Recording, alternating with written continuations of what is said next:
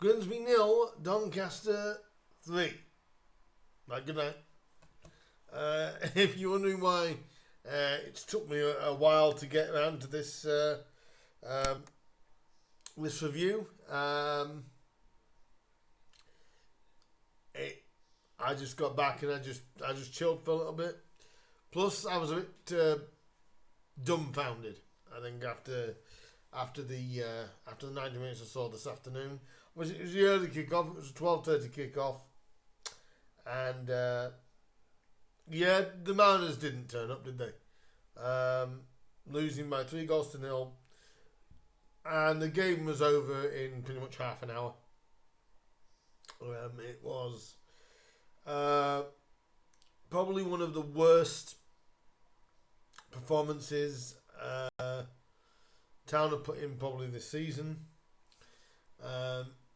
And I was just waiting, and I got it. I was waiting for Artel's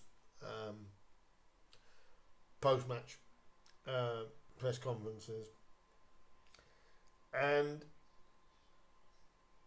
he's going to mention the travel, and he did. He mentioned the travel, and I'm gonna half agree, but I'm also gonna half disagree.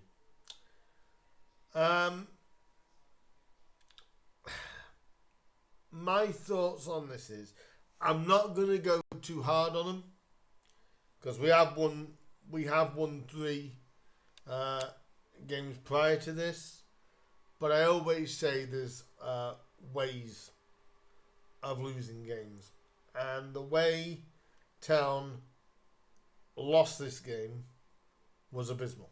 It was absolutely abysmal. Like I said, it was over within half an hour. The game was done within half an hour, and you just thought, what more can you possibly do? It was that bad. About 25 minutes before the end, I was looking at my phone more than I was looking on the pitch, which you should never do. You should literally never ever do, but I did. I did, because it just was not good, and Town did not start well at all. It was completely caught cold. It was like we never got off the coach from Gillingham. It was that flat. It was that, that bad, because within 2 minutes, Jordan Gibson scored the opening goal. It was a parry by our goalkeeper, by Jackson Smith. I'll take you through what the team was in a moment. But all he could do pretty much was parry a shot, which fell to Jordan Gibson, and which put Doncaster in front. And then Luke Molyneux, one of Doncaster's danger men, did get in on the act and scored the second goal just 8 minutes later, and pretty much then put the game to bed, really. Just after Gibson's first goal, I believe it was Rosie, had like a back heel type volley, which just went over. And apart from that, Town didn't really create anything. Donny just had complete control all the way through, really. And it compounded when Gibson got a third goal, very, very similar to his first, actually. Across, got in, and he just got it past the defenders, past the goalkeeper, and Gibson just slotted it Sunderland slotted it in for 3-0. Denver Hume got done a couple of times, in fact, for both crosses. I'll take you through what the team actually was. I am going to come on Darby Rogers' red card, by the way. The team we started was Jackson Smith in goal, Lewis Cass, Harvey Rogers, Cameron McJanet and Denver Hume, George McEachran, Svan Thorson, Green, Corey, Barrington and Rose. Rose just looked like a spectator in there. He didn't really have much to go at. Green very little. Yassen tried early on, as did Barrington. But Denver got beaten quite, a good couple of times, which caused the goals to go in. It was good to see the Icelandic fans who made the trip to Mundell Park to see Yassen, and it was great to hear them. They were so excited and seemed like they enjoyed their time in Grimsby. That was good. I know at the minute it sounds like I'm sort of like just going round in circles. Harry Clifton made a return to Grimsby just after leaving us in the summer, and again used his energy. Like I said, not the most skillful player, but my God, he had energy. He had a chance right near the end. He thought he'd take a pot shot, which luckily was deflected for a corner. But Harvey Rogers' red card, I don't know what he was given a red card for. It's down on most sites as a straight red card. And if that's the case, I think that will be a one-match ban just due to reasoning more than anything else. He had to have said something that had got to the referee, because the referee may have given him a yellow but then wiped the yellow off and gave him a red. Harvey had to have said something, not too sure what, but Harvey will definitely miss the Salford game, I believe. And from what I didn't really even see the red card go up, so it must have been something really, really petulant from Harvey. That was just after their third goal went in. And Mundell Park just fell flat after that. There was 7,693 to watch an inept performance, in truth. And I'm sorry this review is very scatty, but I can't give you much that Grimsby did, because we didn't really do anything. It was kind of like, there was 11 excuse me, there was 11 people out there. With what Grimsby were able to do, you could have took any 11 members of the public out there, and they could have done what Grimsby did. I think the only saving grace for us really were two things. A, it was only 3, and maybe to save our blushes that Harry didn't get one of those. Harry Clifton didn't get one of the goals. And like I said, I don't want to be too harsh on them, because we have had 3 good wins before that. This is proof, though, as well, of when it looked good, when things are going good, and the football's good, it looks beautiful. When we're off it, we're dreadful defensively. Another 3 goals, and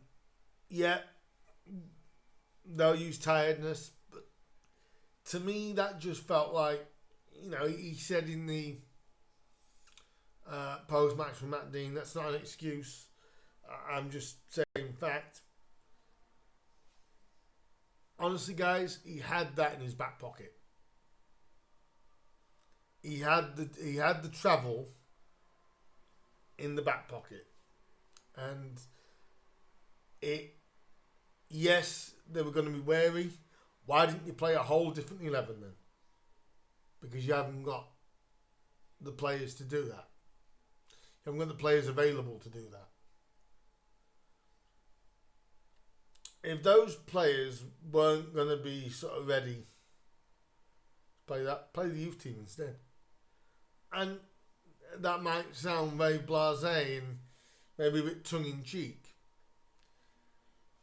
But Artell had that in his back pocket. The travel, the distance. Unfortunately, that's where we are in the country, unfortunately. Unfortunately, we had to go down to Gillingham, up to Carlisle. Fortunately, that's where we're based in the country. And we're not the only team in this league that will have to do journeys like that. So, the excuse, and it was an excuse, I won't buy. But what I will give them a bit of leeway on is we'd obviously been on a good run before that, but it was a limp performance. And it was one that you cannot afford to, even if you feel tired and you feel ransacked, basically, you've got to give more than that. The game was gone within half an hour. And I ended up looking at other results on my phone for the last 25 minutes. I knew Town weren't going to get back into that. And it's just, I can't say we played well because we didn't. Nobody played well. Nobody played well at all. Apparently some of our fans was booing Harry Clifton. And I don't understand why. I don't get why. He's made the move. And he's doing a job at Doncaster. So anybody that did, I think, give your head a wobble, really. He didn't score against us, which would have stung. But I don't think Doncaster had to come and do an awful lot, because I just think we were done in. But I knew I was waiting, and within 10 seconds of his club interview, he mentioned the travel. Artell mentioned the travel. It's a factor, of course it is. But to be inept at home, and again, all 3 goals, easy. Didn't have to work for them. And to me, it just felt like Artell had that in his back pocket because of the travelling. And then having to play a lunchtime game. Our only lunchtime game so far this season, by the way. We've only played early once, which is this one. Again, that's why I don't buy that as an excuse. And I won't. But overall, his team deserves credit for what they've done over the last couple of weeks. Obviously, getting 2 clean sheets in 3. But you've got to class it as an inept performance. Nobody was good. I think they gave I'll be honest with you, I think they gave Corey the man of the match. Yeah, because he's a local lad. And I mean that. Because he's a local lad. Evan didn't do anything really worthy of a man of the match. Nobody did. But a player had to get it. If somebody had scored, they'd have got it. It's just one of these reviews that I'm trying to be as fair and as genuine as I can. But the way Artel was making that sound, it was, well, that's okay, guys, because we go to Wimbledon then, or we go to Colchester, or we go to all these places, and then we play again on the Saturday. We've got the excuse then that, like, yes, the lads are going to be tired. I have seen some comments saying from some fans saying, well, it's comfy for them, sat on the coach. That's more mentally draining than physical. I don't agree with that necessarily, but that doesn't cover up like I said, the inept performance from Town. Probably our poorest performance this season in the way of energy levels and football. But it's like I said, when we play Artel style, it is going to look good. When it looks good, it's good. We're slightly off it, and we were off it today. It looks like the most naive, inept tactics. The good thing is, with the league being so tight, Town are only in 10th, which at the moment you kind of being, that's a good position. So this has been a hard match to review because Town didn't really do much. It was all Doncaster. And it's again the second time at home when we played Doncaster. We gave them an easy ride. And it's at home, which I can't accept. If we'd have gone and lost 3-0 to Gillingham, I could have accepted that. Top of the league, you can accept that. But for anyone to just come to Bundle Park and ransack us like, we weren't even there, I can't accept that. But it's hard to be too harsh because of the 3 games. Because then I'd be contradictory, wouldn't I? If I was coming in here and I was absolutely,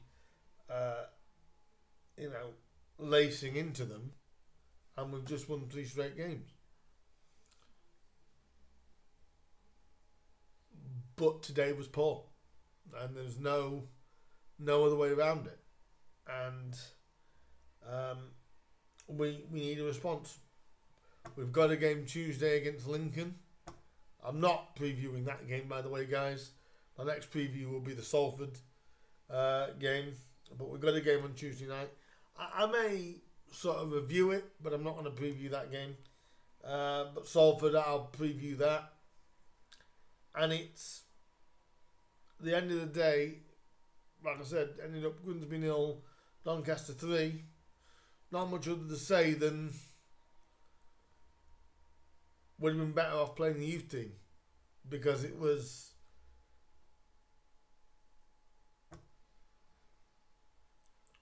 we had nothing about us,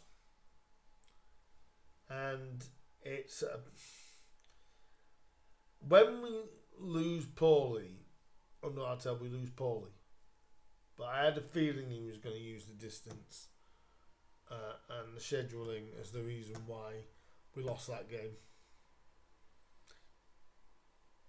It may have played a factor. It wasn't the reason why we lost that game. Because every single team will have to do that at some point during the season. The good thing is we're only 4 points off the top. We're only about a point off a playoff place. So it's not about going, hell for leather. But again, goals that we concede too easy, and we let somebody come into Bundle Park and just have their way with us. And that is the one thing, guys, that I cannot, whether they're tired or not, that I cannot accept. We were just ran over. Simple as that. Well done to the 7,500 that were there. Let me know down below what you guys thought of the game. Like I said, I've tried to be as calm and as controlled as I could be. But you'll never get me. Again, I always say, the last thing on this, it's not the fact we've lost. It happens. It's always the way you lose. And if Artell looks at that and goes, did we? He said we did better second half. Yeah, we did better second half because Doncaster sat off. They didn't have to come anymore. So did we play any better? Probably not. We probably played the same. It was just the fact that Doncaster didn't have to push. So I don't buy that when Artell said that either. We played better second half. Did we? Or did they just lay off a little bit? Like I said, it's not one to get overly carried away about, but we just caved. We just caved. So guys, let me know down below what you guys think. Did you see the game differently to me?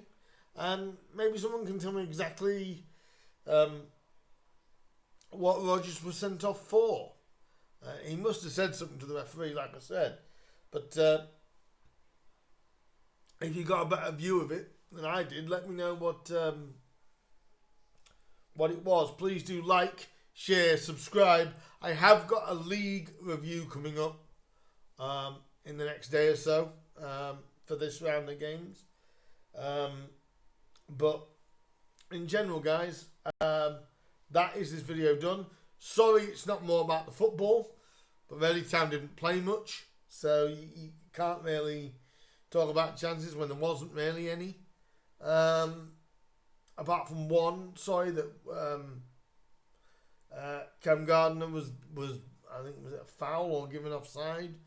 Wouldn't really matter. The game was dead anyway.